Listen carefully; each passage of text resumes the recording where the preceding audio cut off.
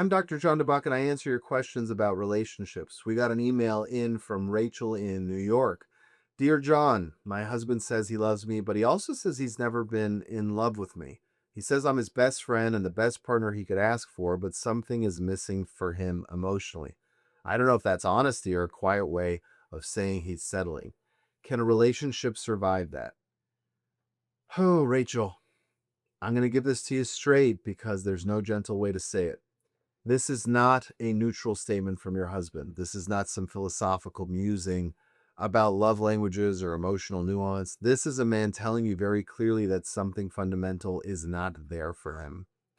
And you're sitting here trying to translate it into something softer so you don't have to feel the full weight of it. You're asking, is this honesty or is he settling? It's both. He's being honest about the fact that he feels something is missing, and he's also revealing that up until now, he's been willing to tolerate that gap. That's what settling is. It's not malicious, it's not evil, but it's real.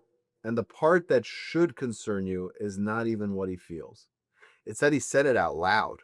Because once something like that is spoken, it changes the air in the relationship. You can feel it. You can't really unhear it. You can't unknow it. Every moment of affection, every I love you, every hug, every kiss, all of it now gets filtered through this question in your mind. Does he actually feel it, or am I just the safe option? That's a brutal place to live. And I don't care how strong you are, how confident you are, how secure you think you are, that will eat you over time. Now, let's break it down a little bit, a little bit more in minutia here, because there are a few different possibilities. And we need to get really clear on what we're dealing with before we talk about what to do. So one possibility is that your husband has a completely unrealistic, almost adolescent idea of what in love is supposed to feel like. He's chasing a feeling that maybe is unsustainable. Butterflies, obsession, constant emotional intensity, the high of early attraction. And that's not love. That's chemistry. That's novelty. That's the beginning of a story. It's not the middle of a marriage. And if that's what he thinks he's missing, then the problem is not the relationship. The problem is his definition. Because nobody stays in that state forever. Nobody.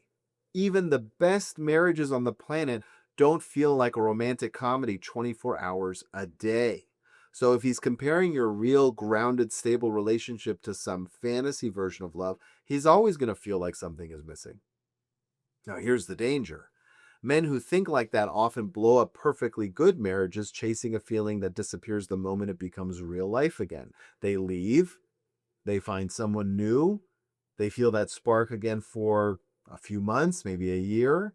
And then guess what? Same thing happens, same problem, because the issue was never the partner, it was the expectation. That's one version of this. The second possibility is much harder. He genuinely does not feel deeply connected to you in the way that a romantic partner should. He cares about you, he respects you, he sees your value, but the romantic, emotional, almost primal pull that creates that sense of being in love is not there for him. And if that's the case, then we have to stop pretending this is just semantics. And that's not a small gap. That's not something that you just shrug off and say, well, at least he's honest. That is the core of a romantic relationship. That is the difference between a marriage and a really functional friendship. And if that piece is missing, the question is not, can the relationship survive? The question is, what kind of relationship are you actually in? Because yes, technically people can stay in relationships like that for decades. They raise kids, they build a life, they function well on paper, but internally something is off. There's a lack of aliveness, there's a lack of desire, there's a lack of that feeling of being chosen, not just logically, but emotionally. And that matters. I mean, it matters a lot. The third possibility, and this is one people don't like to hear, is that something in the dynamic between the two of you has eroded that feeling over time. So maybe you actually did have it at one point, but now it's gone. He may have felt in love with you at some point and now he doesn't. That happens. Attraction fades, polarity shifts. One person becomes more parental, the other more passive. The relationship becomes functional but not passionate, and instead of doing the work to rebuild it, he labels it as something that was never there. It's easier to say I've never been in love than to say I lost it and I don't know how to get it back. Because the second one requires effort. The first one sounds like a fixed truth. So, which one is it? That's the conversation you actually need to have. Not can this survive, but what does he mean by the statement? When you say you've never been in love with me, what exactly is missing for you? Be specific. Is it attraction? Is it emotional depth? Is it excitement? Is it connection? Is it sex? Is it admiration? Is it all of it? Because something is missing is vague. It's vague enough to keep you stuck, but not clear enough to solve anything. And here's where you need to be very careful. Don't go into that conversation trying to convince him that he's wrong. Don't go in there trying to prove that he should feel differently. That never works. You can't argue someone into being in love with you. You can only get clarity on what's real. And once you have that clarity, then you decide what you're willing to do with it. Now let's talk about you, because you're asking, in my opinion, the wrong question. You're asking, can the relationship survive this? I want you to ask a different question. Do I want a relationship where my partner tells me he's never been in love with me? Not can I tolerate it? Not can I rationalize it? Do I want that? Because that answer should guide everything else. There are people who will say yes. They will say, look, he's loyal, he's kind, he's a good dad, he's a good partner, love grows, feelings come and go, I can live with that. And if they truly mean it, fine.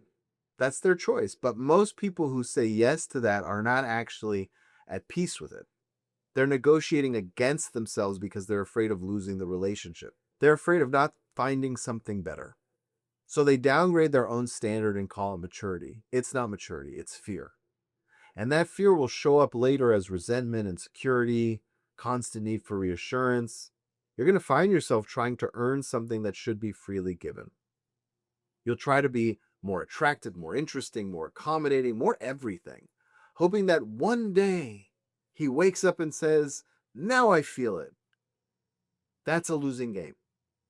You don't win love by auditioning for it inside of your own marriage. So what do? First, you get clarity.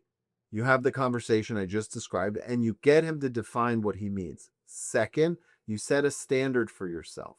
Not for him, for you.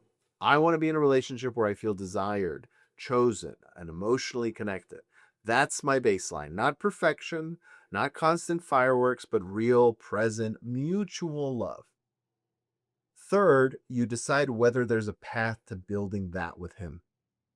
And this is where effort comes in. Is he willing to work on this? Is he willing to go to therapy, to explore his own emotional world, to challenge his expectations, to invest in rebuilding connection? Or is he just stating a fact and leaving you to deal with it? Because those are two very different situations. If he's willing to work, then yes, there's a path. People can build deeper love over time. They can reconnect. They can create something that wasn't fully there before even. But it requires both people to be all in, not one person trying to fix it while the other one passively observes. And if he's not willing to work, if he's essentially saying, this is how I feel, take it or leave it, then you have a decision to make. Not about him, about you. Are you willing to stay in a relationship where you're loved but not in love with? Where you're valued but not deeply desired? Where you're the best option but not the chosen one in his heart? Because that is what this is right now. And you deserve to be chosen, not just logically, not just practically, emotionally, fully, without hesitation. Rachel, this is one of those moments where clarity hurts, but confusion will hurt longer. Don't stay in the gray because it feels safer. Get the truth, even if it's uncomfortable, and then make a decision that aligns with your self-respect. If you have a question you want me to answer, there's a link in the description to submit it to me, and don't forget to like and subscribe.